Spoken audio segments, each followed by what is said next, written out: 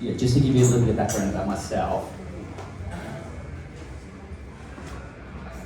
Just to give you a bit of background, I came into Ultra in about 2014, so I just started by doing like short rides. So I think my first ride was just down to Bunbury and back, and stayed in a motel next to the beach, which was awesome. And then I kind of built up from there. I did the Delirium 24-hour, plus then a whole series of events after that. And as you guys know or have heard, I ran a few events as well, and I completed, I'll just give you the summary, but I completed the Indy Pack in 2018. I did that in 21 days, and then I went across to America, and I did the Trans Am bike race, which I completed in 26 days. And now that I've completed the Tour de Vide, I'll just say it now in case I forget, but I've actually now only the second person in Australia to have completed the double, which is called the Invictus. And yeah, and I'm hoping there's also the Mike Hall Triple Crown, and if I complete the TCR next year, which is my goal, I'll only be I think the fourth, potentially the third or fourth person in the world to have completed those 3 events, and obviously all in the like memory of Mike Hall. So I guess that's a bit of a summary. Yeah. Awesome. Hey, thank you.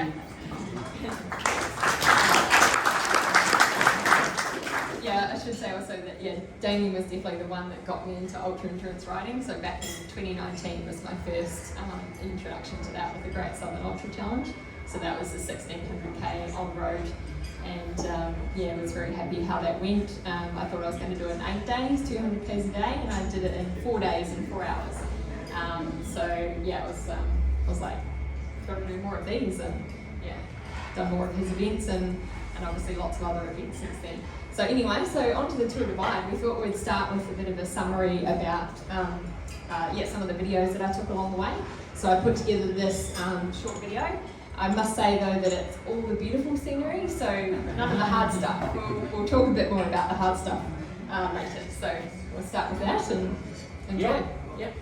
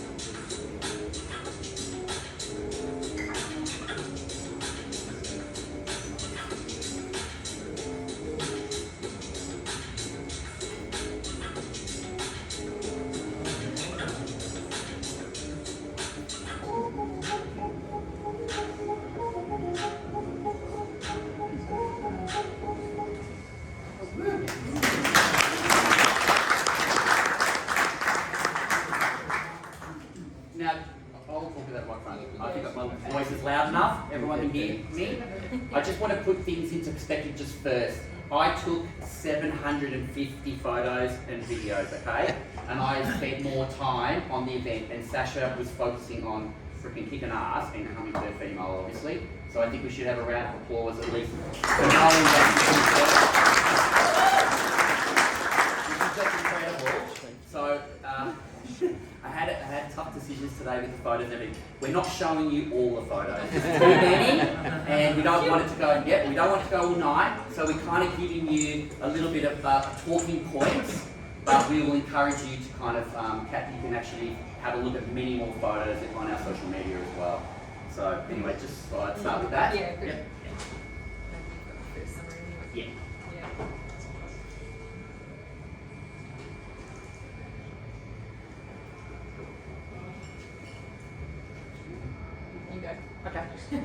Look, so we just want, in case people didn't know, we just wanted to give provide some background information about the event. So you can see at the very top, it essentially starts in Banff in Alberta, Canada, and crosses the continental divide 30 times is what we've been told, down the spine, and it takes a very kind of difficult route using predominantly gravel roads, but there are quite a few bitumen sections which kind of connect the gravel trails to each of the main centres or towns and things like that. So it's obviously solo and unsupported, so you're not meant to get any help, you're not meant to have anybody follow you or provide any assistance along the way. It's obviously an individual time trial. It was a mass start, but in waves, because Banff didn't want 200 people flying down the trail and freaking everyone out. They decided that they were going to have us take off in, what were the intervals? Every 10 minutes, I believe. Yeah. So that was based, so when you departed, was based on what you nominated as going to be your end, how many days you were going to take to finish. So essentially they let the fastest riders go first, and then the slower riders, I guess, the anticipated slower riders would leave later. They had 186 starters, and we're only focusing on the southbound. So pretty much at the same time, they also have a contingent of people that leave from Antelope Wells, and they come north, and they're the northbound people. But we're just obviously focusing on the southbound, and that's the traditional large contingent of people that do it. It was the biggest tour divide it's ever been so far from a numbers perspective. It also had the highest number of women that's ever been as well. So as you can see there, 186 starters. Now the finishers, 89, so they had a cut-off, which was called the broom. And if anybody followed me on social media, they would have known I spoke about the broom quite a bit, because I was having issues trying to, keep in front of it. And I'll talk a little bit about that as we're going along. But so essentially the 89 finishers were all the people that made it before the broom finished. And the broom finished, I think it's like 28 days, and I'll say 28 and a half days or something like that, which ends up being about double the previous year's winning time, or in that order of magnitude. So you can see there the finish rate's 48%, so 97 people basically scratched or went touring. They just weren't racing anymore, essentially. So it's a very, very high attrition rate, and I don't know about Sacha, but I saw a lot of people scratch as I was riding along. I saw a lot of situations where they were scratching, which was kind of like sad, obviously, for those people. There were some crashes and things like that, so it was quite full on. It's the highest point, which we'll show you a photo of in a moment, was Indiana Pass at 3,632 meters, and I think that's probably the highest I've ever been ever. I think that even beats what I did on the Trans Am. So, and there are the states that we cover. So obviously the first state is in Canada, British Columbia. And then we move through Montana, Idaho, Wyoming, Colorado, and New Mexico. We only spend a very short time in Idaho. So I think it might only be a day. I don't even know if you probably went through it quicker than a day. So so obviously you can see the kilometres, 4,370, and that's my calculated metres. So I think it can actually probably be a bit more than that. So but that's seriously, a lot. So anyway, that's the gist.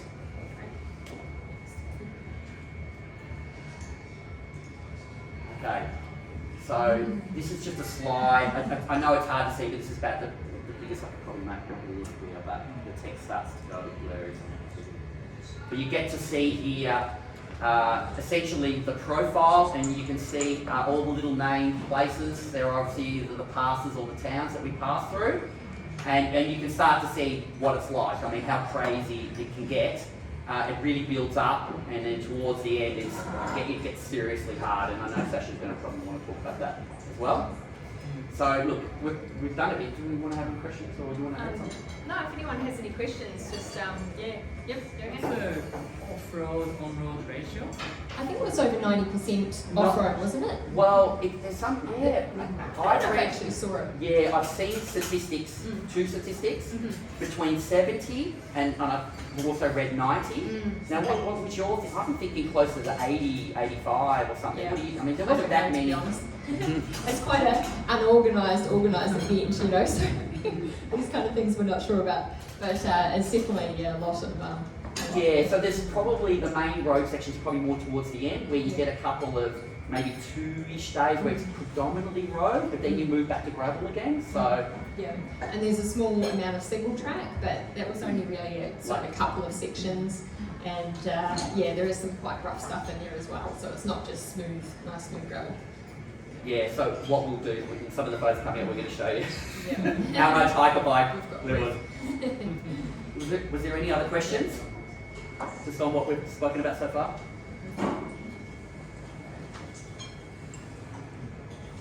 Yeah, it really was a lot more climbing than what I'm used to, and especially if you cycle here in Western Australia, then yeah, it was just crazy. Like, you know, some climbs where you're just climbing non-stop for 30 kilometres, and I'd never done anything like that before. So I think, yeah, this is just a few shots of some beautiful scenery around Banff. So this was actually Moraine Lake, which I was lucky enough to be able to tour around Banff with some friends before the race started. So yeah, it is a beautiful place to start. And yeah, I think this one was Lake Louise. Yeah, Lake Louise. So another very scenic spot to see around Banff. Yeah, so Banff is absolutely incredible. Like, I actually wish I could have spent some more time. I actually had trouble, just to talk about this a little bit, I actually had trouble with my bike. My bike got crushed on the flight. It was like a 35-hour transit, basically, for me to get to Calgary, and my bike got damaged. So I spent the 2 days that I kind of had set aside for just relaxing and doing what Sacha went off and did, fixing my bike.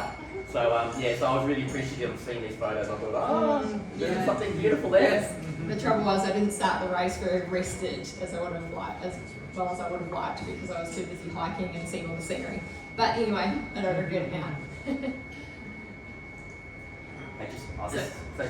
Yeah, so this is the main, this is the main road or main street in Banff. As you can see, it's very beautiful, and it's completely at the foot of these mountains. You're kind of pinching yourself at how beautiful. Everywhere you turn, essentially, you're seeing something like a scene like this.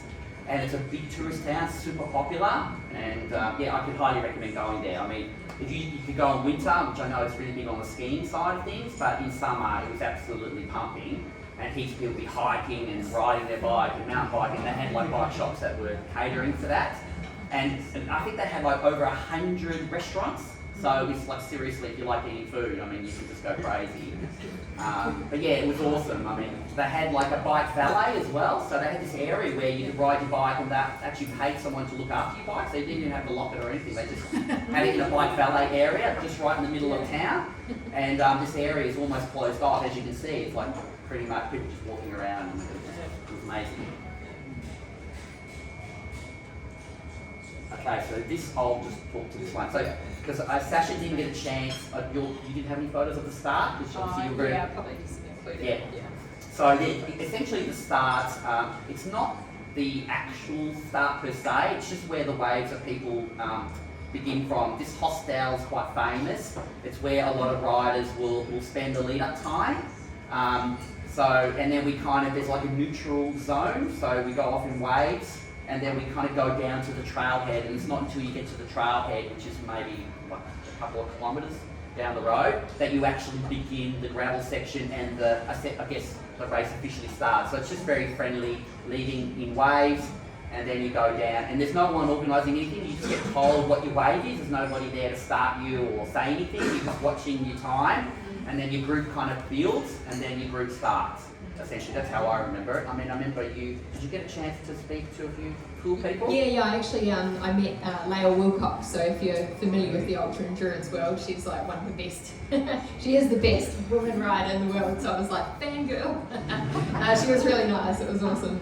And I saw Alexandra as well, so she's the single speed lady who's done the Tour Divide like 5 times or something, and does amazing. So yeah, that was very cool. But yeah, I think it was me who was looking at the time, and everyone's just hanging about, and I'm like, hey, it's 7:10, let's go. So yeah. Yeah, and Lael, I don't know if you knew this, but Lael was actually choosing to break her record, the previous female record. Yeah. So there was a lot of, obviously she had a lot of to think about, I guess, in preparation for doing that. Yeah.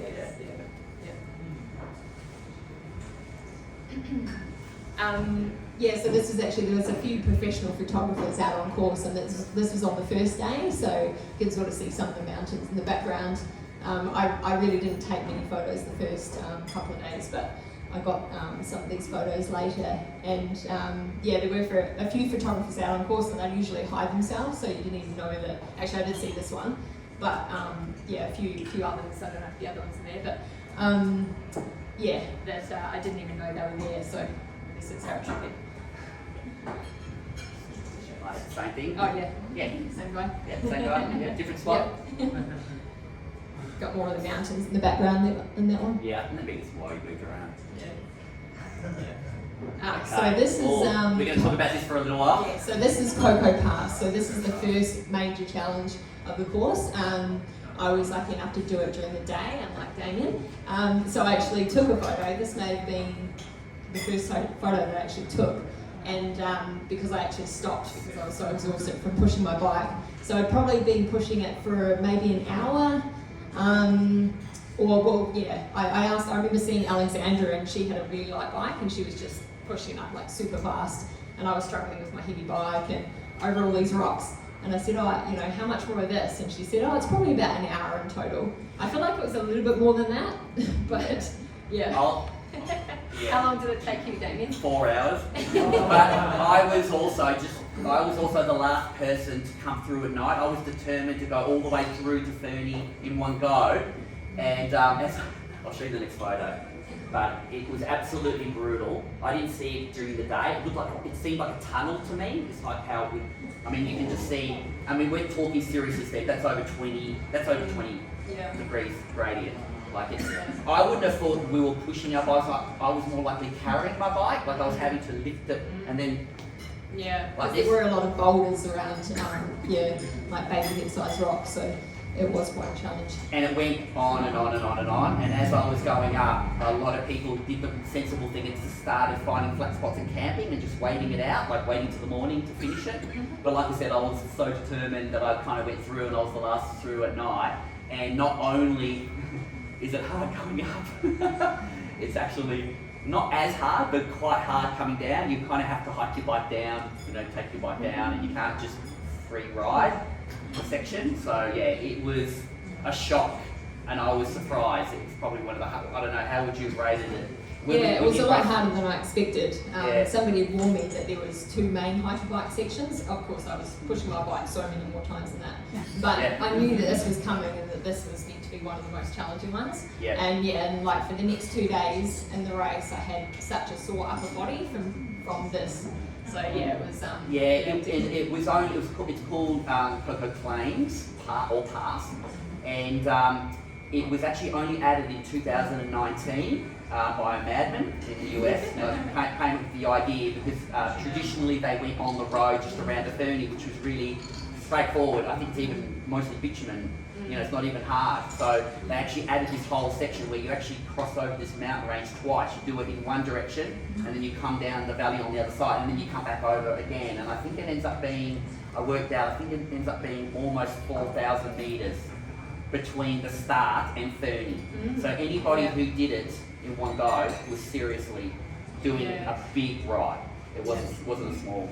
And I know, just as an insider tip thing, I don't know if you heard this, Sacha, some of the riders actually carried a strap, and they actually strapped their bike to their shoulder and used the kind of lifting power of their shoulder, and it halved the time that they took to get to the top. So, where I took probably like 4-ish hours, they were doing it in 2 hours or less. And I think a guy did it in like an hour and 40 minutes using a strap and a light bike. He basically just hiked straight up with it on him. I think how heavy my bike was, I wouldn't have been doing that. Yeah, but the fast, as you know, the fast riders had nothing on their bike.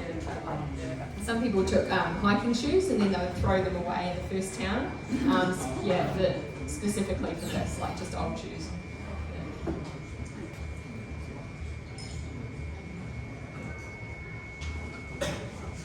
Yeah, cool.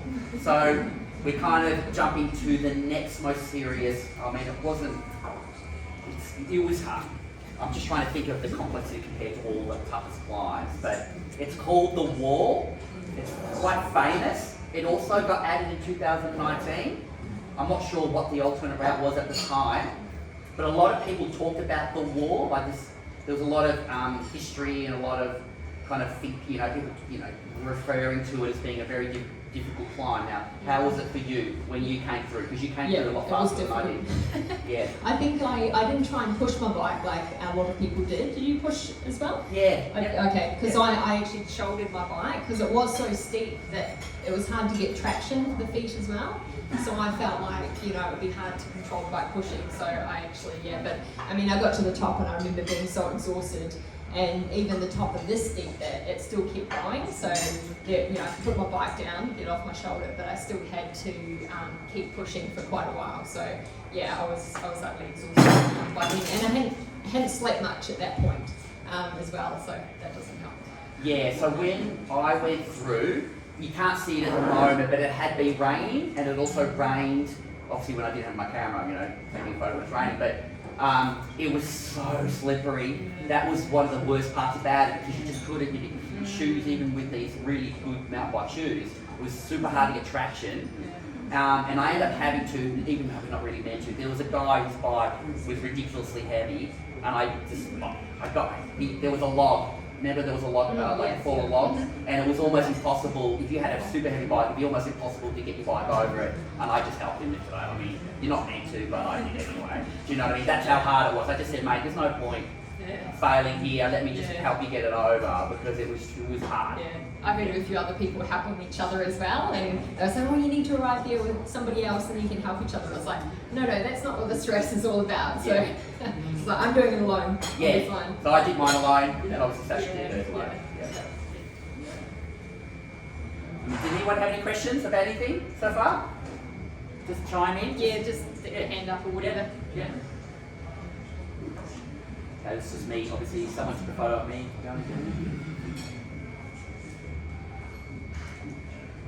Okay, sorry, this, I got a photo of myself crossing the border.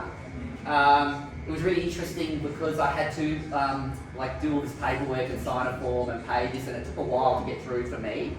I know you could do an electronic. Did you end up doing it? I sort of skipped part of it. I still had to go inside, but I'd sort of already done half and paid for it, so then they sort of found my record. But it still took longer than I thought. Yeah. And before this, I don't know if you remember this, Sacha. I don't know, did you come through at night or during the day? During the day, so I did as well. But there was a descent, and I can't remember what it was called. Let me just see if I can. Galton Pass, and it was so steep and long. I would have regarded it as the steepest thing I've ever done on a mountain bike. I could not believe how steep it was and how long it was. It just went on and on and on and on. And it was kind of quite full on. I was trying to imagine anyone coming up the other way, like if the northern, like how hard it would have been. Yeah. Well, I just remember being because I'm on a gravel bike and I'm in a drop bar gravel bike as well. So if you're doing long descents, it's quite hard on the hands and the wrists and that braking position, So I remember, that descent, people were raving about it, who were on mountain bikes, who, like descending fast and things. Going, oh, it's great. And I'm like, oh no, I was really suffering because, my hands were so sore. Yeah, it was one of the few descents where you kind of didn't have to be really, careful or even potentially walk your bike. So you could fly, and I actually had to, I had to be careful because I'm not that good, fast descending. And there were people who were descending who actually basically blew up their brakes, like they were just overheating their brakes completely. So it was quite full on. Yes. Yeah, and I think this was the lowest point on the whole route, in terms of elevation above sea level, was the border. That's why it's a massive, it's massive descent.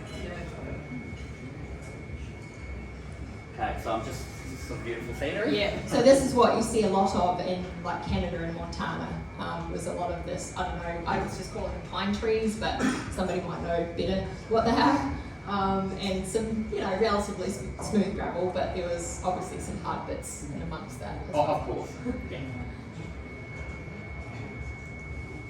that was another photo taken by a professional photographer. So I went through Eureka, which is in Montana, and at that point you can see actually just around my waist, I'm wearing the bear spray around my waist.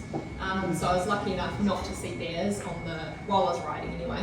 I don't think you saw bears either. There were plenty of other riders that did, but it was good to know I had it just in case. And so I had it like a gun, in case I needed to draw quickly. I saw imaginary bears, so when I was... Yes, so did I. Yeah, you would ride along, Yeah. you'd ride along and it'd be like, might be a night or whatever, Yeah. and you're quite fatigued, and yes. you'd see these logs or just misshapen things, and you'd be thinking, oh, is that a bear? And Yes, you kind of, yes. Is that a bear? Is that a bear? And you kind of imagine that you're seeing these things. Yeah, I definitely hallucinate a lot of bears. Yeah. And so I should say I was wearing my bear hat because I was fundraising for Free the Bears. So I did wear that for most of the time. I did take it off some of the time when it got too hot because it was black. But that was kind of fun. It was a nice talking point. I came across a lot of people in shops and they'd be like, oh, nice hat, and I could tell them about my fundraising for the bears. So,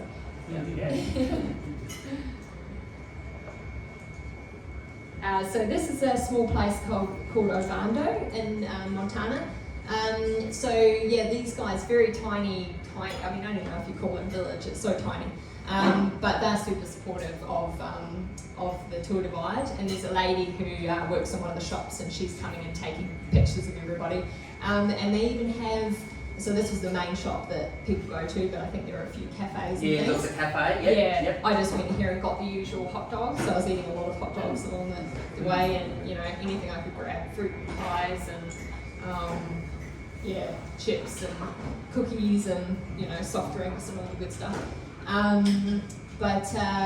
There's Katya as well. So in the early days I was sort of toing and froing with Katya. She ended up in second place. She was far too fast for me. But it was nice to to and fro with her initially. And I think there's another Ovando picture as well. Did you want to? Yeah. I was just going to chime in and say, Sacha was really fast, got stuff and went, and I went to the restaurant and had a sat down meal, and then I came in here and got supplies, and then I left. So I did muck around for a bit longer.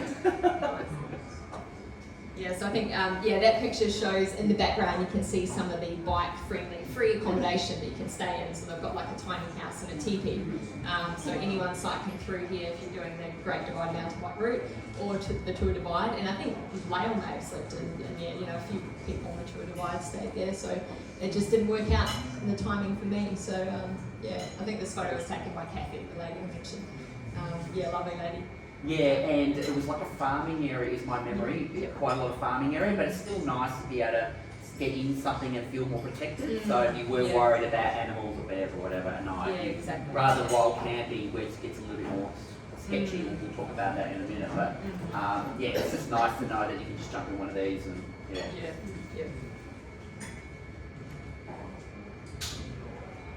Trail Angels. So we also had Hannah actually gave me this picture. So that's Hannah, who I finished third equal with, next to me, and a guy called John. So I think we were somewhere in Wyoming, and we were just in the bush, and then we see this camper van, this guy standing there, and he's like, oh, would you like a coffee and a burrito? And we're like, well, yeah, of course.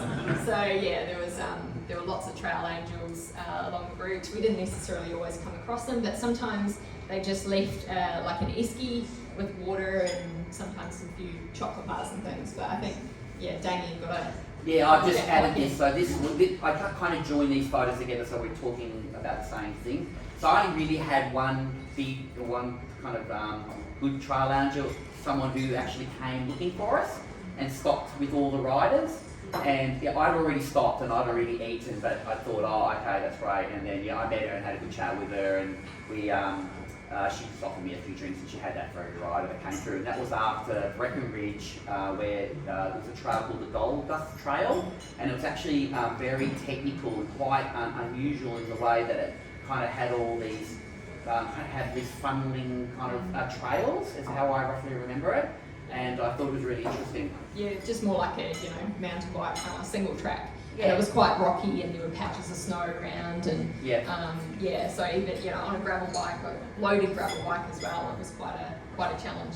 Yeah, so it's kind of coming up. It's got kind of coming past where it just in this section, the Trans Am bike race actually kind of overlaps, and we actually, the Trans Am bike race and the Tour Divide follow the same route just for maybe, I don't know, it'd be like a couple of 100 kilometres. So it's kind of cool because when I got there, I'd already ridden it. Yeah. Because I'd done the Trans Am, I'm like, oh, this is familiar, why have I? Yeah. So. Okay, just more challenges. So some of my Australian friends organised for these people to come and find me at the motel that I was staying at, and they just were calling out my name randomly. Damian. So I came out and I just got to say hello, and they passed on the message, you know, from Australia, just saying, you know, keep going great or whatever. You know, it was nice. I don't know. Did you get to meet these people? No. But I think she's done the Tour Divide or Trans Am. So that was Salida. The town was Salida. So this is Fleecer Ridge, so that's another one. If you were dot watching, you probably heard a bit about it. It's hard to tell here, but it gets a lot steeper. I don't know what was the gradient, but this is the bit where I sort of stopped and thought, yeah, I'm just gonna walk my bike down. Some crazies do ride down it, but honestly, like, I don't know how you keep control of the bike. It was even hard to control the bike walking the bike down, you know. So yeah. Yeah, it's very famous, Fleecer Ridge. I think I've got a photo as well. I'm going to show you. It's the photo for the invite as well. But what's really interesting is before Fleecer Ridge is like this lava mountain pass, but it's essentially you're just meandering through just rocks. Essentially, I don't even know what the path was. Like, to me, it just seemed like boulders and like a creek bed or something strange. And I found that quite hard. It was very slow going, and then you kind of go onto Fleecer Ridge. Yeah, so that whole double section I thought was actually extremely hard. And I mean, we can talk a little bit, let's just do it now, but let's talk about the hiker bike, okay? There was a lot. Seriously, a lot of hiker bike.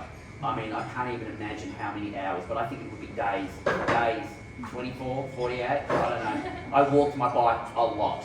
I don't think I walked quite that much, but I still felt like it was a lot more hiker bike than I expected, because somebody told me you'd ridden this route and they said, oh, there's 2 main hiker bike sections. So I'm thinking, okay, only 2 places I can walk my bike, and those were the serious ones. But yeah, there is a lot more than that you have to walk. Yeah. And I think what you're doing is it's like a risk-reward situation, okay? So I guess Sacha, I mean, I've ridden with Sacha before, and she's seriously skillful with her bike, especially with the, you know, small drop bar style. She can handle herself, you know, seriously handle herself.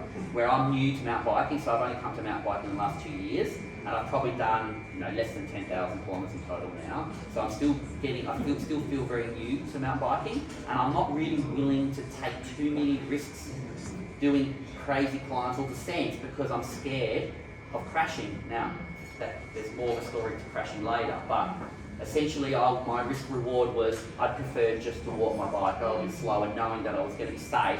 And I also found it gave me a break from the bike, you know, like, you know, my bum, essentially. Gave me a break from getting a sore bum. And it kind of worked different muscles as well. So as you're kind of walking your bike, you kind of have your rest. Yeah, totally. Yeah, I was just like, when you get fatigued as well doing these kind of things, you know, which for me, when I don't sleep, I mean, I'm sleeping 3 to 4 hours a night, sometimes even less. The first night I didn't sleep, you know. So yeah, you just get so tired so quickly, and there were just times where I'm just like, oh, this is getting quite steep. I'm going to be walking at about the same pace that I'd be riding my bike, so I may as well push the bike, and then, yeah, as you say, use the different muscles, rest the butt, so this is Bannock Beach Road. So this was one road where if the weather is horrible, you get what we call death mud or peanut butter mud. I don't know if anyone's experienced this here, but it is awful stuff. It sticks to your bike, it sticks to itself, it sticks to your shoes. We've got some photos. Yes, we have photos and videos. So I was very lucky. I felt like I was in like a mostly good weather window, although I did have some peanut butter mud, as I'll show you. But yeah, it was interesting to see like people ahead of me, like some of the winners, you know, they were stuck in some horrible peanut butter mud. And if you're dot watching, you would have seen how the 3 leaders were stuck in a portaloo for 10 hours because of the peanut butter mud. And then people behind me, you know, it sounds like Damian got a lot more rain than me. So that's quite interesting. You know, you can be in the same event, the same race, but the weather is just so, changeable. And, Yes. Yeah, and luckily the peanut mud does dry out quite quickly, especially if there's a lot of wind. But you can kind of see how the surface is a bit funny, so that's, it would be pretty nasty if it was wet. Yeah, so let's talk about the weather a little bit. I think it's a good topic. So last year, they had some of the worst weather they've ever had in the history of the event. They actually had people being rescued by helicopters and by snowmobile rescue teams, and this is summer. So they had just bad snow, a lot of snowpack it was still snowing, and people were ill prepared. They just weren't anticipating it was going to be that bad. And to press your button on your SOS because you think you're going to die of hypothermia or something is a big call to make. And in one day, they had 10 people rescued. Now, some of these people got charged like $40,000 to be rescued in America. It's not free. You actually basically have to pay for it. So Sacha and I researched the event, leading into it. Damian did a lot of research on that, and I just followed along. Yeah. So I knew it was last year was bad, and I was kind of thinking, well, we kind of have to be prepared for that. Yes. The chances of that happening again, maybe not, but we kind of had to think that we would need to be ready for that kind of scenario. So we both brought extra stuff, extra equipment, and we can talk about that in a minute. But I had gear that was probably good down to about -2, comfortable, and the average temperature for maybe the first half to 3/4 of the event, while we're in the high mountains, the temperature during the day was probably getting into the low 20s, maybe the high teens, roughly that kind of temperature range. But at night, it was dropping down to 0 or even sub-0.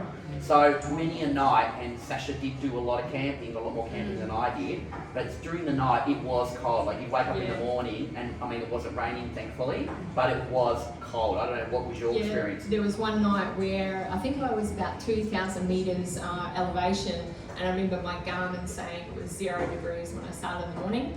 So that was the coldest night. I had everything on pretty much in the bivvy bag, because most nights I was just sleeping in my bivvy bag and sleeping bag beside the trail. I spent one night in a hotel and 3 nights in 2 Divide Hiltons, which I'll explain in a bit. They're actually pit toilets.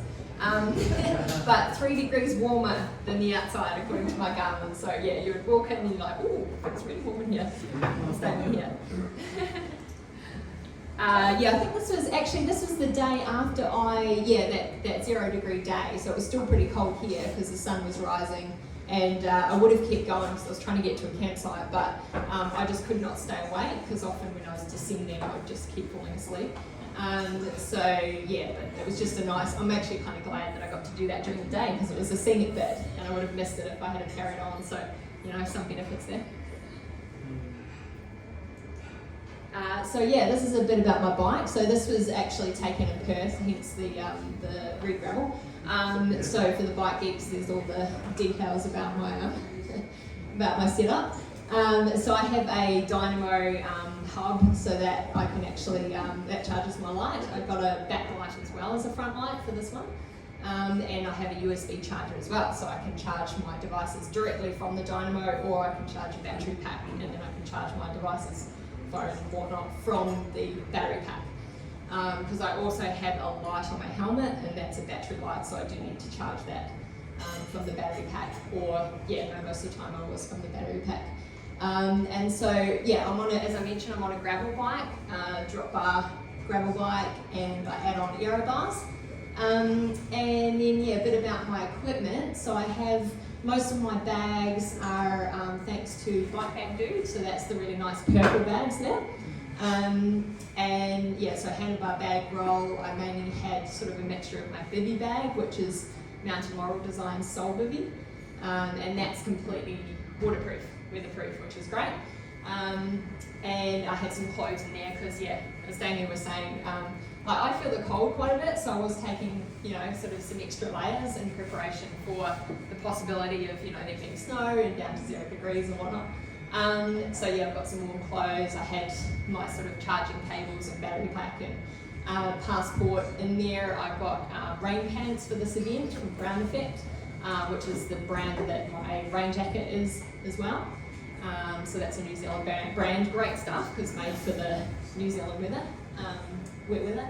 And I do actually have a bike tool bag on my fork along with bottle cages. The bike tool bag is Apidura, but everything else is bike bag dude except for my saddle bag. So in there I had the rest of my sleeping gear. So Cedar Summit Spark 2 sleeping bag, inflatable mat, which is a Thermarest Neo Air X Lite, and I had thermals as well, which some of the time I wore while I was riding, and a down jacket. And then that's my rain jacket attached to the top when I didn't need to wear it. At that point, I resorted to putting my bear spray on my handlebars because I got sick of wearing it around my waist and taking it off and putting it on. And I had my top tube bag, so that was sort of my charging station and some food as well. And then you can't quite see it, but I've got a feed bag, just one feed bag on the handlebar. So I had a lot of bars, and actually in the end I was just pouring things into it, cookies, and it was just like a mixture of everything. So that's... What was the weight? I actually didn't weigh it. I have done that sometimes in the past, but I don't even think I weighed it for Race from the Rocks last year, because I think, when you need all this stuff, in a way I kind of didn't want to know. So yeah, because it was kind of heavy with And everything. Sacha, I think you changed your bike, didn't you, did you have Giant Revolt? No, so I've had this bike, Giant Tough Road, since 2019. So this is the bike that I've always done bike packing on. And if somebody asked me what's the ideal bike for the Tour Divide, I'd probably actually recommend a hardtail mountain bike, because, as I said, it is pretty hard on the upper body, especially all the rough descent. So you just, juddering, and you did get pretty sore. And also, I do have a bit of nerve damage in my fingers after this, unfortunately. I've had this from other ultra events, but I think that having a bit of suspension does definitely help, and helps to reduce the chance of that sort of thing. Yeah, so I don't know what your experience was, but the vibration was so bad for me, even though I had a hardtail, that when I got off the bike, my body was actually still vibrating for about another 5 minutes after, you know what I mean? I could still feel like I was shaking, like the ground, it was like an earthquake, or the ground was shaking, and that's how I felt. And I asked people, was this normal? I was starting to worry that it wasn't, because I'd never actually had that before. So I really felt the vibrations continuing. Does anyone else have any questions related? Yeah, I think a lot of people got that. So who was I'm that? just interested in your tyre choice, the size, reasons for the difference, and whether you are happy with that. Yeah, sure. So actually the picture, if you go back, that picture, no, maybe actually that's better, because this one is actually the tyres that I used, because the earlier picture I changed after that. True. On the back I have a Pirelli Centurado 45mm tyre, and on the front I started with a Maxxis Icon 2-inch, but I ended up with a 2.2-inch, funnily enough, because I had a couple of punctures and I had to replace the tyre because I run tubeless and it wouldn't seal, so I did put a tube in, then I got another puncture. Anyway, so I got to a bike shop and got a whole other tyre, and they had a Maxxis Icon, but they only had 2.2, so I ended up with a funny mix of 2.2 and 45mm. I think a lot of people would run wider tyres, but this bike in particular only a maximum takes 50mm on the back and 2.2 on the front. So and like with the mud, you want to kind of leave a bit of clearance as well. It's going to get clogged up no matter what, but I didn't want to go to the sort of the max. So that's why I started with 50mm on the front and 45 on the back, so that leaves a little bit more clearance. So as a comparison, I used the winners tyres from last year, these Renault Airs. They're the most expensive tyre I've ever bought in my life. They cost like $155 each, I couldn't believe it. But they were fast, they weighed about 670 grams. The Renault Airs are Fleece Ridge Endurance Plus. I got the extra protection on the sidewalls, but I just thought, having a slush on the sidewall would be a bad situation. But they had this very simple tread pattern which was very fast on flat surfaces and felt road fast. When I did later on when I was doing the bitumen sections, I was flying. That was awesome. These tyres were excellent. They held air correctly. I was super happy with them, but the only negative about them was that they weren't mud shedders, they were mud grabbers.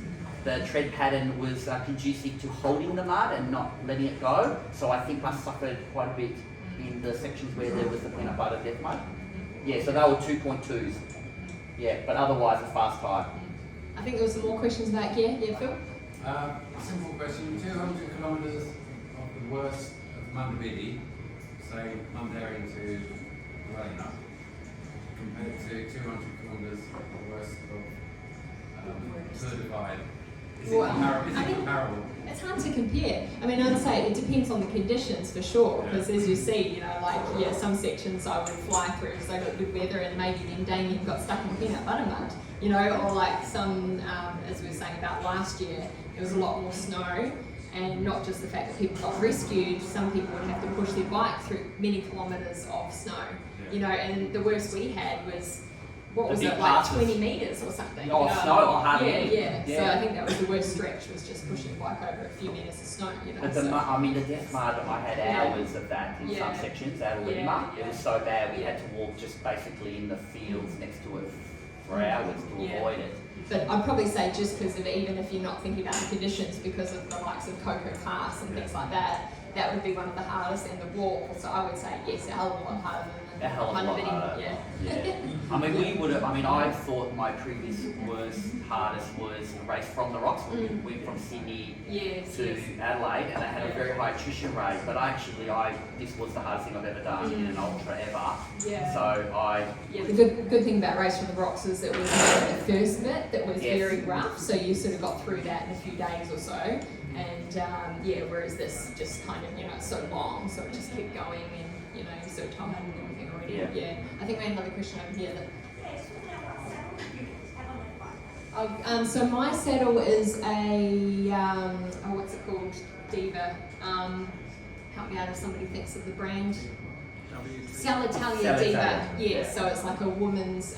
I think it's Gel Flow, Diva Gel Flow or something like that. It's got a big cutout and it's quite soft. I'm still not that convinced that I've found the best saddle, but it's so hard. I mean, with this type of riding, you always, I think it's probably more down to anatomy and just each individual person. I talk to some people that don't suffer from saddle sores, and then I definitely get a sore butt, but I think, other people might get a lot worse.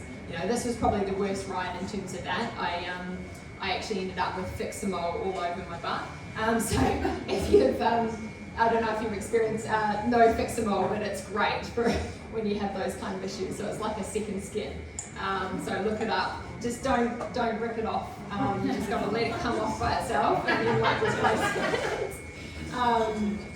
So that's the fun side of ultra endurance riding. And I've always used. I'm very fortunate to get along with the saddle very well. But I use the Specialized Power S-Works, which has carbon rails, so you get a little bit of give in it, but it's also got a really good cutout that goes all the way to the front, which is good for the male anatomy. And even though I did get saddle sores, I luckily never really suffered that much. And I also use Nappy Rash cream, or Nappy Rash, like the zinc-based Nappy Rash, and I put that on, and that seems to make quite a bit of difference as well. And I use the Endura Pro SLs. Big shorts, so it's all this quite high-end stuff, but it does work for me anyway. Yeah, you're lucky. Yeah, it's often a combination of the shorts and the saddle and all those kind of things. I'm still looking for some better options. If you've got any ideas, please tell me.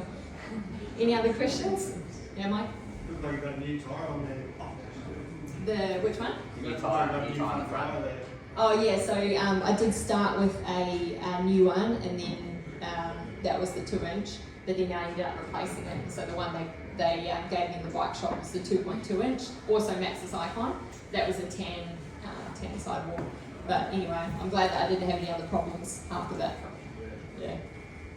Just to note the difference, Sacha predominantly used water bottles, and you had a bladder just for later, but I only use bladders. So I had the option of up to 9 litres with bladders if I needed to, but typically I only ever went up to about 6. So, but I use bladders. Yeah, I had this setup. I had 4 1-litre water bottles attached to my bike.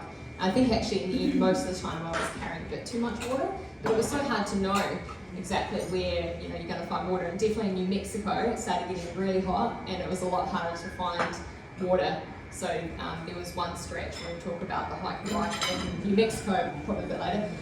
But yeah, me and I was with Hannah at that point. We'd come across each other and we were struggling for water. Accessible water bottle for drinking on that stuff. Yeah, so on the right fork I've got two 1 litre bottles as well. So I tended to, like, I'd have one of them strapped, like the one on the left, and then I would just access one at a time and then switch around when I needed it. So you bend down and go. Yeah, I've been doing that for years, so I'm quite used to that. Don't have to look most of the time. Where I just had a tube and I would just pull the tube up and Yeah. just use it. And I'd be riding and drinking at the same time. Yeah. The interesting thing about water, you think, like Australia, where water's hard to come by at times, but I would say, at least for the first 2/3 of the race, there was basically a creek or a stream or a freshwater lake. You'd stop at any time, and a lot of riders did, and I did this as well. I carried an MSR water filter for bacteria, and I also had these micropure tablets for viruses, and I would just make up a 3 litre bottle. I'd filter it in, and then put the tablets in and wait an hour, and then I'd have 3 litres of basically, safe to drink water. I So just there had was- the tablets, so I just Yeah. stick the tablets on. But I You couldn't stop. took a lot of water from creeks, a lot more Yeah. than I expected. Yeah, a lot of people did. I was surprised when I did that as well. Yeah. Yeah. So it was actually quite easy. Like it was, Yeah. Anyone else have any gear related questions? No. You can ask them if you think of them. Yeah.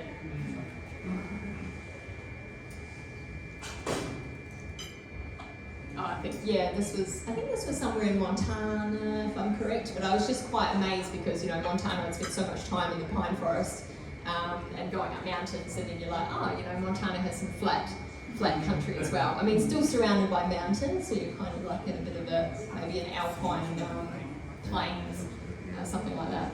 Yeah. So the Great Basin's coming up. That's the really famous one that everyone gets really worried about, but we'll talk a bit about that as we get a bit closer. Okay, so sorry, this is the Fleecer Ridge. This is on the invite. So this is kind of coming up over the top of Fleecer Ridge, and then the other side is that crazy descent that Sacha was referring to, where I remember walking my bike down, and the back end of my bike actually was trying to overtake the front of my bike. That was that steep. I mean, it was seriously scary steep and super slippery. But I just love, I don't know what you guys think, but to me, this kind of epitomises the Tour Divide. It just gives you it represents to me what the Tour Divide is about anyway, this beautiful mountains and paths. Yeah. Yes, yeah, cool. Yeah, I'll keep moving. We So can this is probably just- skip over some of the, just go quickly through Yeah. it. Yeah, Red Rock Pass, that was in between Montana and Idaho, as you can see. I think we both took the same photo here. I actually stopped to take this photo, but yeah, it was beautiful. Yeah, same photo there.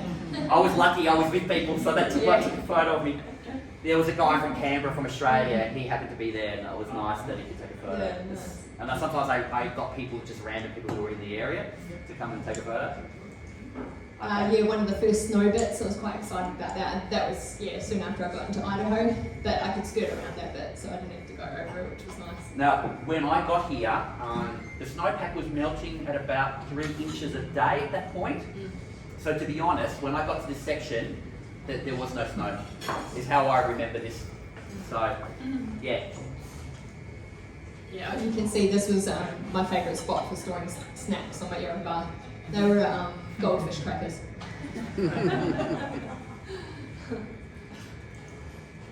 Grand Teton National Park, that was really cool. That was all road section, but just the mountains through there are amazing. So Yellowstone, Yeah. we went through Yellowstone, and I went through in the Trans Am, and it's funny, when I did the Trans Am, it wasn't, to actually see Yellowstone, you had to go off route, and I thought, I've come all this way, I'm never going to come here again. So I went and did this extra 3-hour loop of Yellowstone and did all the touristy things, and then came back on route to the Trans Am. But then I actually came back again anyway, so it was quite funny that I thought that I was never coming back. Yeah, that's just more of the same, lakes and beautiful mountains, snowy mountains through the Tetons.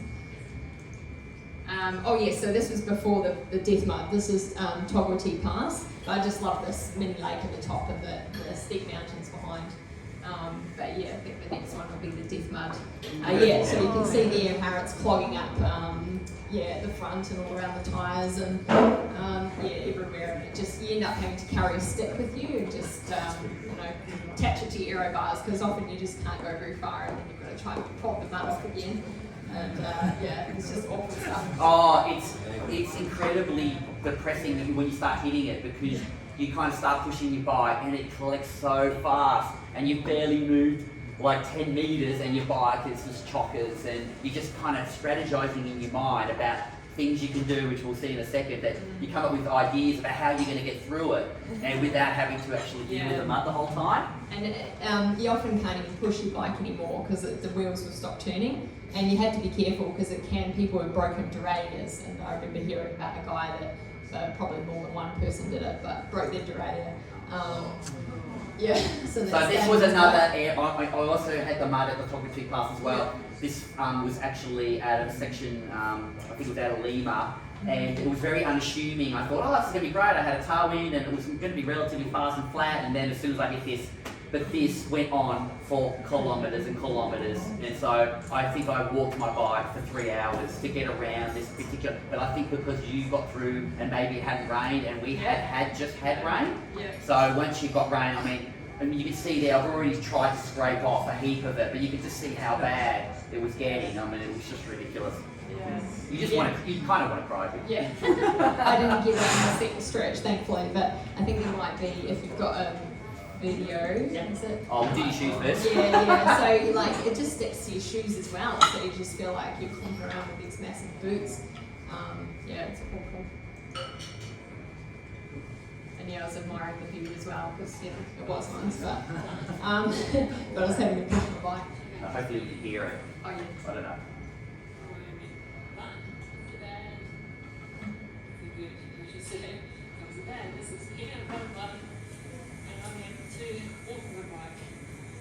Grassy bit next to it.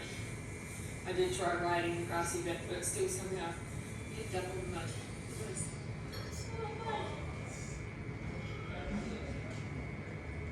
That year it was like there was nowhere to sort of walk.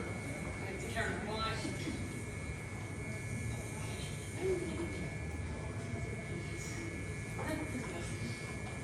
The way to test it, if it's going to be sticky, you just walk in the shoes and see what happens.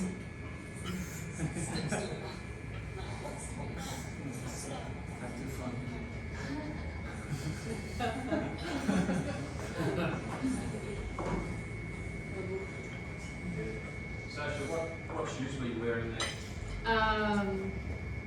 Scott.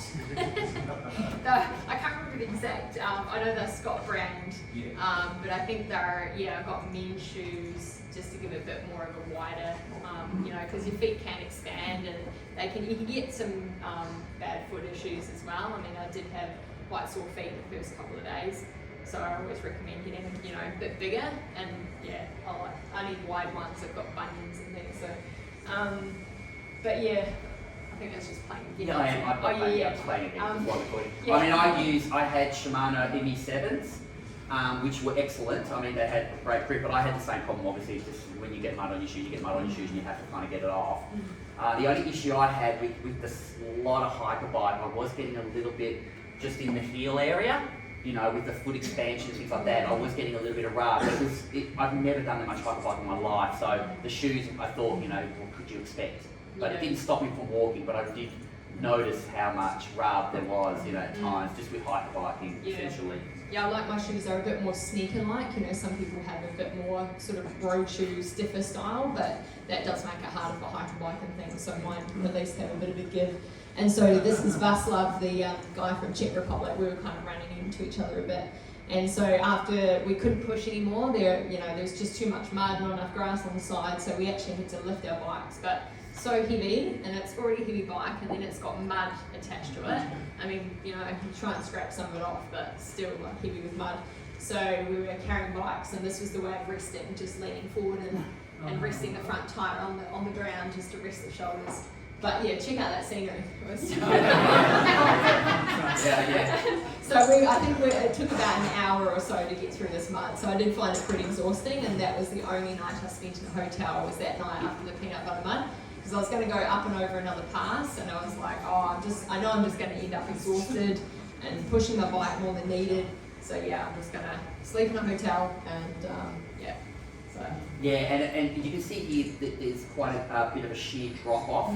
Now here it's relatively straightforward, it's quite safe, but there are sections which unfortunately I don't have photos of, but there are sections, oh my god, I mean, this was the gap essentially that you had, like over Richmond's Pass was one of the areas that was quite scary, but you really, I mean, it was just a sheer drop to your death almost, and then you had to kind of really carefully, in a thunderstorm. I did it in the dark, so I think I couldn't see how bad it was, and that was probably an advantage. And I did it in the dark, in a thunderstorm, and I was just thinking, am I going to die? Am I going to slip to my death? I don't know. I was imagining. I was more concerned about bears because the trail was so narrow and there was bushes everywhere, so I was like yelling out, "Hey bear!" You know, that's what everyone does because you don't want to scare a bear. Question about mud. So when you pass the Death Mud section, how do you get rid of mud? Can you just like, so there's a section right where you get mud. Once it's over, do you have to actually take off the mud yourself, or can you just keep riding? And well, I mean, you've got to at least poke off enough mud so that you can, you know, the wheels keep turning, because you know you've probably got to a point where the wheels have stopped turning. So then you've definitely got to like poke everything off and make sure it's not going to, you know, break the derailleur and everything turns. But then, yeah, I would usually start to try and pedal. Of course, you've got mud all over your feet, so having to, you know, you scrape some off your feet as well, because otherwise you can't clip in. But it's usually pretty tough, and there's like mud flying everywhere, coming off your tyres. Yeah, it's picking up, you know, bits of grass and other things as well, and throwing that around. So, yeah. I think I learnt my lesson early not to spend too much time trying to clean the bike, because you could be coming across another mud section. So you could spend all this time dedicated, you know, getting everything perfect, and then, oh my god, here we go, more mud. Yeah, yeah. Oh yeah, more of the same. Okay, so this is the Great Basin in Wyoming? Yeah, so this was, you know, relatively flat, but, you know, here's me thinking it was going to be, oh, you know, flat terrain, yay. But it was actually quite rolling, and there was this section in particular, you can't even, you barely see the way to go. It's just like a rocky double track. But, you know, the downside about this Wyoming Basin is the wind, so a lot of us did get a bit of headwind. I think I could have got it worse though, to get some tailwind, some side headwind. But it's so a lot of people talked about this, and we were very lucky because was it last year? No, the year before, we went and did the Holland track, and we spent 3 days and 2 nights without any services, and everyone was really worried about the lack of anything. But because we had done that with Peter Johnson and the other Peter Armstrong, we had we kind of practiced doing that. So I was thinking, oh, okay, yeah, we can do it in a day. And they seemed really worried about it, but you'll see why in a second, because we'll tell you the story. But this is just me having lunch. I mean, you should see. I mean, it's so beautiful. It's so hard to capture the beauty of it, but it was an amazing. It was an amazing area, and I came across some people who were like doing paleontologists, doing studies of mammals and prehistoric mammals and all sorts of stuff. And they had these four drives, and I chatted with them for a few minutes, and I thought it was really interesting. I mean, it is the infamous, I don't know. That's the famous portaloo that I mentioned before, that the 3 leaders spent 10 hours stuck in. So can you imagine together, 3 people in that? Inside that. Yeah. And they actually managed to sleep a little bit. Standing up. Yes. Because the weather was so bad that the peanut butter, you just couldn't basically move. And they were just deciding, well, we're going to wait it out, and we're going to wait till it dries or gets better or whatever.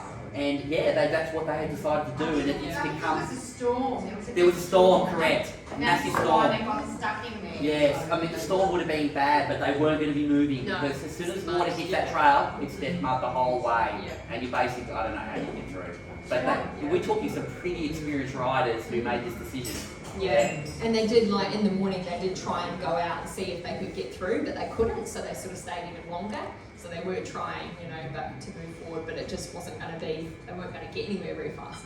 So. Why is your portal in the basin? Yeah, good question. I don't know. It's been there for a long time. Now I've heard the reason. There are people who do horse riding and they used to bring it for all these people who got paid to do horse riding. They used to bring it along and always set it up, and then they just got sick of always trailing it in and out, and they just left it there. So they still use it, and they do replace it occasionally, but they're probably obviously making enough money out of their riding people that they can just leave it there. Yeah. Did somebody else ask for another hand? Same question. Oh, Yeah, it is unusual. It's weird to come across it. Okay, we're gonna sit through food and money. So this was my I must have eaten so many hot dogs. Gas stations in the USA, they do often have Subway, which was great. So I had quite a bit of Subway, but they have these hot dog cooker machine things that keep them warm. So I often got 3, ate 2 on the spot, and take 1 for later. But yeah, I thought I'd just mention about cost. You know, if anyone's interested in heading over, it obviously is quite a costly affair. I worked out this would vary a lot per person and how long you're on the trail, but I spent almost $1,600 on food on the trail itself. $1,600 spent during the race, and over $1,200 of that was on food, so that was about average $65 a day. This is Australian dollars, sorry.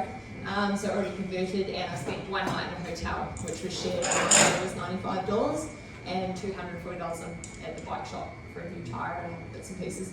And then flights and insurance, almost $4,000, $60 for track leaders, so that's the tracking website. You know, there's no actual fee to enter the Tour Divide, but you do have to, if you want to be part of the race, you've got to be on the track leaders website. So we all have a GPS tracker, and you can register that with the track leaders website. And then I stayed quite a bit longer after the race because I didn't know how long it was going to take, and I took, I sort of thought, maybe 27 days gives me a bit of extra time. So I booked and I finished in 18 days. So I had 9 days spare. So I spent quite a bit mainly on accommodation after the race and eating as much as I could, of course. And then plus pre-race sightseeing and food as well. So yes, big cost. I think I arrived 6 days before the race, but I was lucky to be able to spend some time with some friends, and they kindly paid for the accommodation, so I saved on that. Yeah, so I'll just talk in broad terms. So I reckon getting to the start line with all the equipment, all the flights, all the insurance, and my flights were more expensive. I reckon you're probably not getting much change out of 10 grand, and then I probably spent about 5 grand during the event, like in broad brush terms, and it was very expensive. And I know Sacha was very much more efficient, and I stayed in accommodation, and that was quite, very pricey in Australian dollars. I was only getting like about 58 cents to the US dollar kind of thing, so it was pretty bad. Yeah. So Sorry, just on along the route, would you stop at bike shops to get the bike checked over and like things replaced, such as like brake pads and things like that? I was carrying spare brake pads, and from previous experience here in WA and Race from the Rocks, I carried 4 sets, thinking, you could go through them really quickly. I did not change my brake pads for the whole race, but I think I got very lucky with the weather, so, other people could have been a lot more rain and changed them. Change the brake pads. But anyway, so I did stop in one bike shop, but that was only because I needed to replace the tyre, because I was running on, originally tubeless, and then I had to put a tube in, and that was, I was getting punctures with the tubes.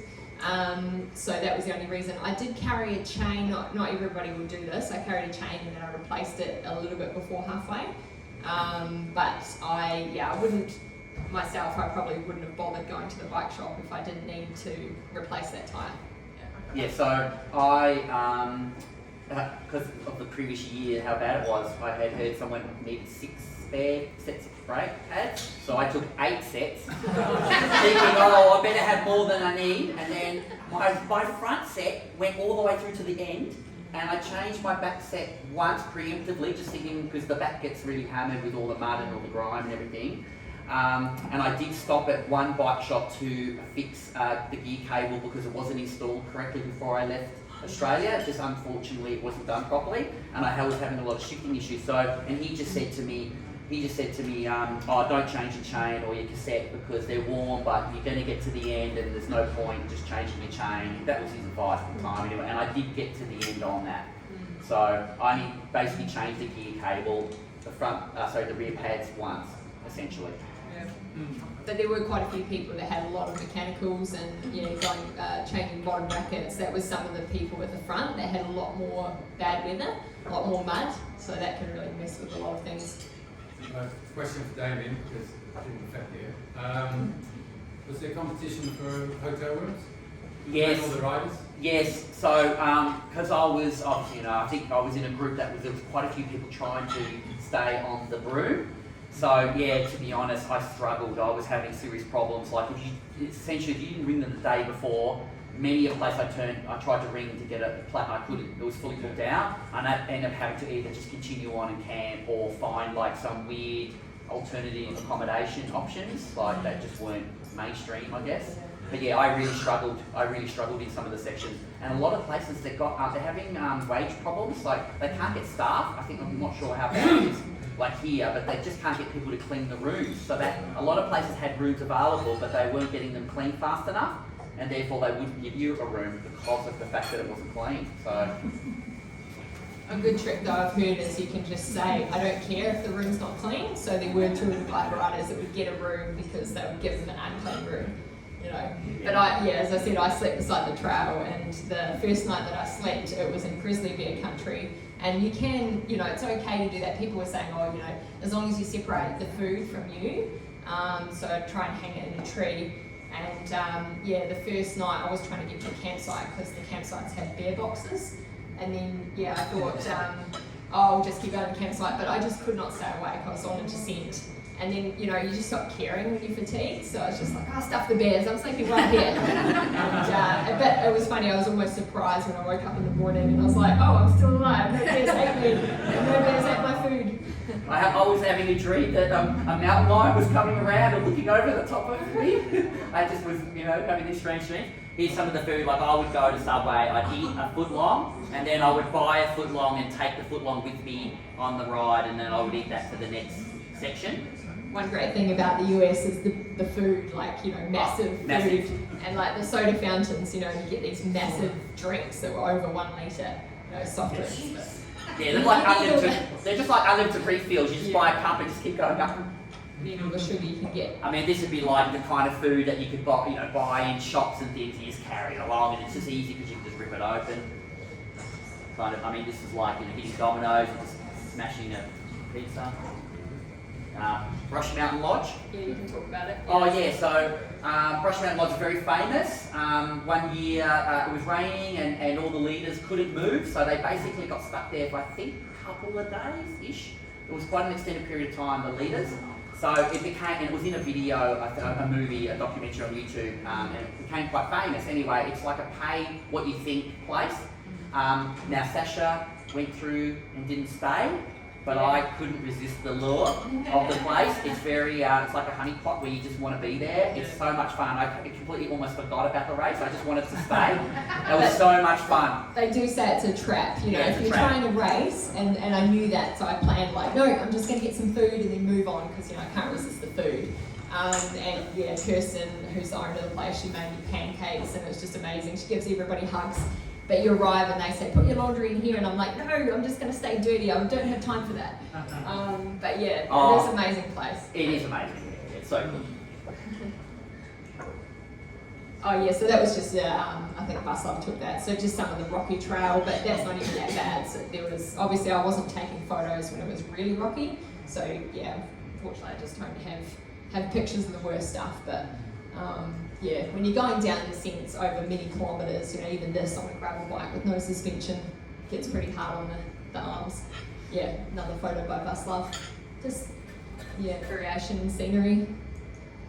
So that's Bus Love. That was Trail Angel. He leaves his esky outside outside his house with water, and he even has a tent set up in his driveway and has a sign saying, you can stay here for free. So I actually met that guy who calls himself Past Steve. So he was quite a character. More nice mountain lake scenery.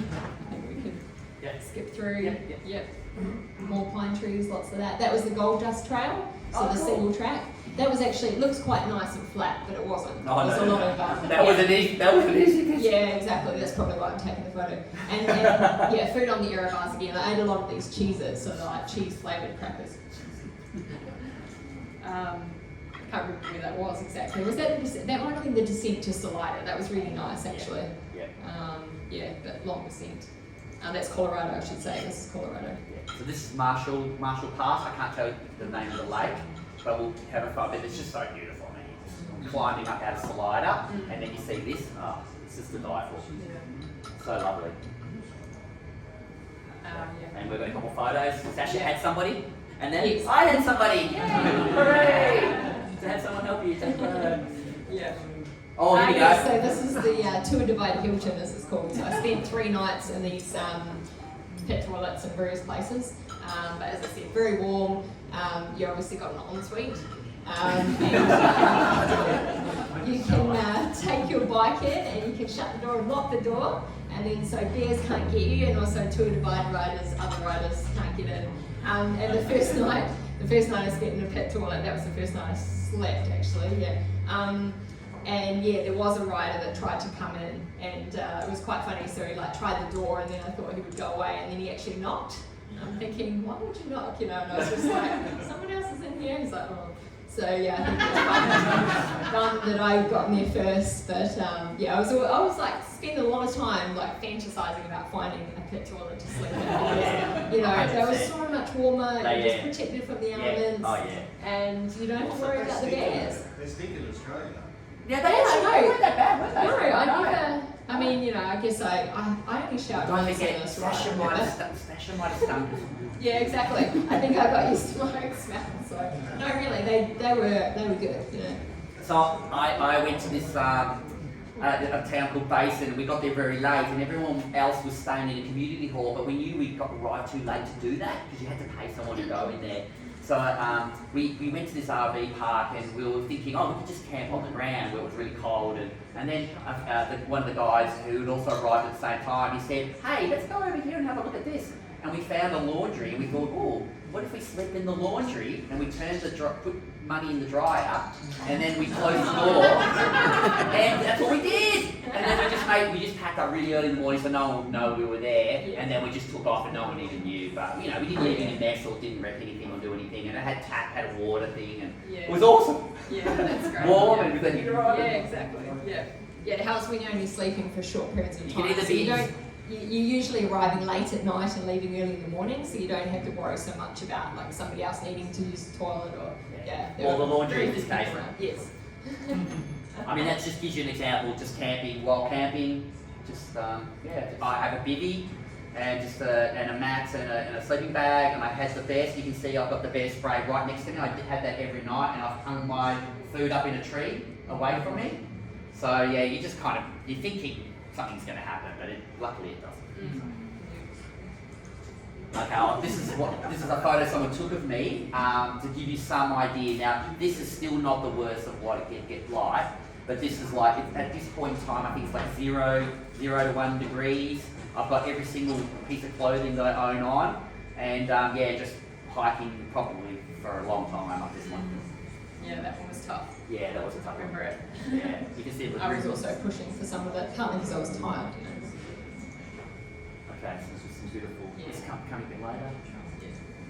Oh, that's Indiana Pass. So this is the highest point on the route, which was like 3,600 meters above sea level. And just as a contrast, see the snowpack behind me, which was a good couple of meters at least. Yeah, a good couple of meters. And you'll see Damian's got a photo. He came through a bit later. And how much less there I is. think you might. Yeah, a lot less. Hopefully you have it on. Oh, I don't have it. Oh, you don't have the same photo. But Okay, you can anyway, see, it's basically the same spot, Yeah. but that whole side section it was nowhere near as thick. Yeah. So we were very lucky. Okay, just some shots of some mountains, beautiful places. I mean, this was quite cool. Yeah, I think Stunner it's Pass. Mining Mountain. Mining Mountain? I know it was after Stunner Pass, Oh, and it was okay. I was just thought the colours were pretty cool. Yeah. Okay, this is just an example of what it's like just randomly stop and sleep on the side of the road just for I only slept for 2 hours at this point. Just quickly stop, hide behind the bushes, sleep for 2 hours, get back up, go. This is coming into New Mexico now. I was after this place called Grants. I was so tired. It was probably like pushing towards 50 degrees at this point. And I saw this cave and I thought I was feeling like I was going to have a micro sleep. and crash. So I decided just to essentially I saw this on the side of the road, I just pulled in and I set the alarm for 20 minutes, I just put it on my chest, I just rest on that, the bag, and then I wake up again and then I go. But it was a cave, so I was very lucky to get out in the heat of the day. So that's already a contrast in temperatures we were just talking about, down to, down near 0 degrees in some parts in the higher places and earlier on, and then all of a sudden New Mexico, and you start getting, I don't know, got 50 degrees, but definitely around 40 degrees, at times. It was, pretty damn hot. And this is coming towards a place called Pytown. And this is a very infamous pay-as-you-go hostel as well, called the Toaster House. Toaster House, Toaster House, yeah. And when Sacha came through, she met a lady who was helping out, volunteering. Yeah, so it's actually along the Continental Divide Trail, so the long distance hiking trail. So hence all the shoes. So it's sort of a point where a lot of long distance hikers will replace their shoes. So this has ended up to be a bit of a shoe wall. But lovely place, and again, just donation base, and it's specifically for riders and hikers to utilise. And you can stay there. I didn't stay there, of course. I just stopped in for some food and a chat. Yeah, and I stayed there, and it's the place is very famous, called Pytown. If you get there in time, which Sacha and I unfortunately didn't, you should get free pie, but you don't. And I was so disappointed that I was like, one of the things I was most looking forward to was free pie. Free pie. And of course, I got there about 7 p.m. or something, and Damian got there at a similar time on a different day, so we both missed out. But I stayed overnight, and she wasn't there at the time, so we just left a donation, and they had cupboards and cupboards full of just food, and you could just make yourself dinners and things, and it was awesome, so beautiful. Yeah. So just kind of crossing the Continental Divide. There were so many signs, Continental Divide, because we crossed so many times, so it's always fun to take pictures. This is El Rito, just a funny thing that was just in the. Did you see it? I remember it. Yeah, just some funny thing. I just thought I'd take a photo just so you guys can see some of the interesting things you see along the way. Coming out of Kiwi. Yeah, so it was quite a rocky and hard climb. That was actually the single biggest climb that you do on the whole Tour Divide, because you come right down to Abercuwie, which is like almost a steep, I don't know if it's that steep, but you come down a lot off Indiana Pass, and then you've got to do this quite a long climb coming out. So that ends up being our biggest single climb. Was it like 1,200 metres? I think it's closer to 1,400 metres. Yeah, we don't have anything like that. It was surprising, because you kind of think it's going to be harder earlier, but actually when you get here, it really surprises you just how long you spend climbing out. Yeah, that one was tough, and quite a bit of New Mexico as well was just up and down and up and down. So you're already exhausted by that time, and there was definitely some of those ups that I would walk a little bit of it because I was just so tired, and my legs were starting to kill me by that point. I was getting I was probably 17 days in by that point. So things. Yeah. So we're coming towards the end of the race now. So this is hopefully not too many more photos, but people kept talking about this CDT, and I was thinking, what's this CDT thing? And then obviously when you get there, you realise it's actually this very, very difficult. It's really a hiking trail, isn't it? It's not. They say you can ride your bike, but there's only it's not as easy as you would imagine. So I'd forgotten about this other major hiker bike by this point. And so Hannah and I called out to each other not long before this. That day we're sort of riding off and on together. But this bit we had to push our bikes, and the sun was setting. And there's a single track where it just drops off on one side, and it gets very narrow. And it's even hard enough riding a single track with rocks and everything. On a loaded bike, but when it's at night, so I was there at night and I was so tired. So I think there was a night that I hadn't slept. I can't remember, it might have been the night before that I had not slept. Did you sleep on the top? Yeah, so Hannah and I ended up sleeping on the top because we were just so fatigued, and we stopped for a break and we're sitting on the trail and we realised we were both falling asleep even though we were having this conversation. So we were like, we got to the top, saw this nice campsite. I'm like, I think I want to stay here. And she's like, I was thinking the exact same thing. Let's do that. So we got 2 hours sleep and then carried on the next day. And it was only 30 k's before Silver City, so the last major resupply before the last bit, which was 200 k's-ish. So you feel like you're so close, and then you got confronted by this single track hike bike. So yeah, felt like stuck in another vortex or something anyway. Yeah, and this is where I saw over 50 degrees on my Garmin in the shade, and I was running like super low, but luckily Sacha had tipped me off and just said, you could just be prepared, Damian, and then I was made sure that I was. Yeah. But it was a bit scary, and I actually came across riders that had both either run out of water or run out of food, and it was getting quite sketchy for them. Yeah. So it was not to be underestimated, just how big the stretch of no surfaces was, and how the temperature, and no rivers or lakes or anything where you could be get water. Yeah, because Hannah and I were getting low on water, and after that bit we did find a very tiny creek, like the tiniest creek, and we had to look closely to make sure it was flowing. You know, it was that tiny. But yeah, most of the creeks in that area were dried up because it was just so hot. Yeah. So basically, in the last, essentially the last 2-ish days, 2.5 days before I finished, I actually crashed twice. Once was in soft sand at high speed, and it wasn't too bad. And I thought, okay, I'm a bit shaken up, but I kept going. But then after the CDT, there was quite a long bitumen section, and I lost concentration essentially on this tight corner, and came off and seriously hurt myself. Like I fractured a rib, I bruised my hip bone, pulled my rib. You know, I was in a bit of a mess, and I just thought I've just got to go to the finish now, because if I stop, I may not get going again. So I was pretty worried. So I just rode like the wind, and just thought, that's it. I've just got to, and I basically went non-stop after that crash. I only had a 20-minute power nap over about 48 hours to get to the finish. Okay. And yeah, the last bit as well was a bit crazy, like, because it's relatively flat, or a lot of it's trending downhill, but then most people get horrible headwind, and the heat, and you're on the road as well, so you get even more heat. But you know, we were quite lucky, so yeah, Hannah and I were together, a storm started to come in, which meant that the clouds cooled everything down. We got a few drops of rain. It was quite headwindy. But I'm so glad that it was not so hot, because we went through a bit of like hot hair dry wind where all of your water in your bottles just heat up so much. Like, I'm sort of familiar with that from here, but it was like so much worse than I've ever found. You know, it wasn't just warm water, it was hot water, and that's what you had to drink, you know. So anyway, so happy to get to the end, and Hannah and I crossed the line, touched the fence together, because there's no line, I should say. We touched the fence, the border fence together, and then this is the sign right next to the border fence where everyone takes a photo. So yeah, so in the end, yeah, about 4,300 kilometres, average per day, 232 Ks.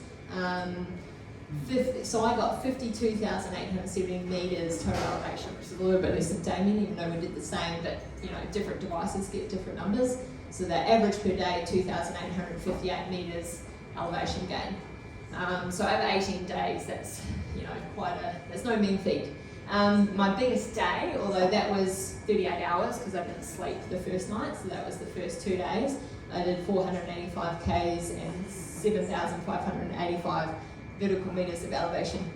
And that was in, total 18 days, 11 hours and 13 minutes.